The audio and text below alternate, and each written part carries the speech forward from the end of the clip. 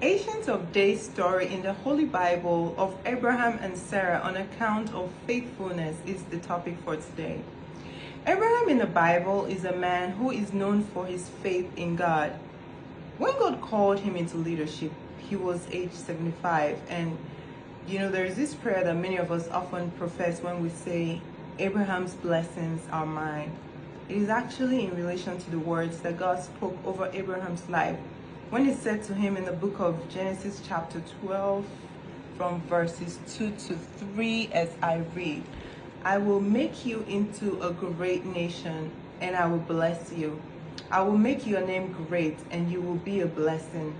I will bless those who bless you, and whoever curses you I will curse, and all peoples on earth will be blessed through you.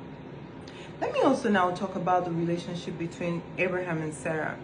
Sarah happened to be a very beautiful woman and a wife to Abraham, of course.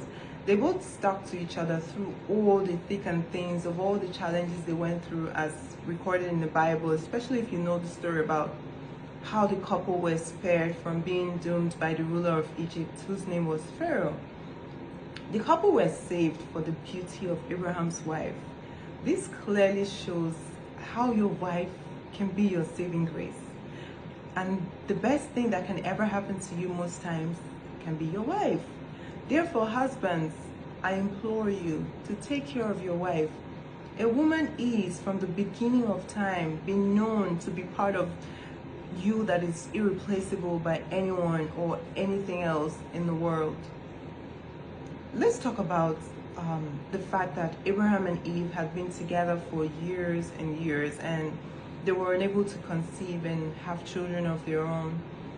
In spite of their barrenness, God made a promise to Abraham when he said in the book of Genesis chapter 15 from verses 4 to 5 as I read, as for me, this is my covenant with you. You will be the father of many nations. No longer will you be called Abraham. Your name will be Abraham, for I have made you a father of many nations. The importance of circumcision is also very important in the story of Abraham and Sarah, as you can also find it in God's utterances when he mentioned that he required that every male child be circumcised by the 8th day of their birth. God believes that it's a sign of breaking his covenant if we do otherwise, and that amounts to a sign of division between God and any family that disobeys this law, which is still applicable till today.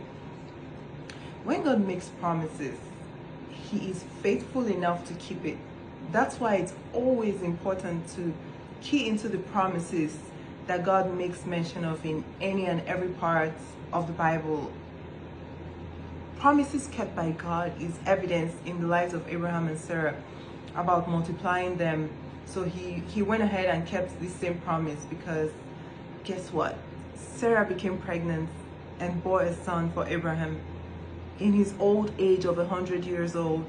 They both welcomed their son Isaac, and Sarah rejoices and says, God has brought me laughter, and everyone who hears about this will laugh with me.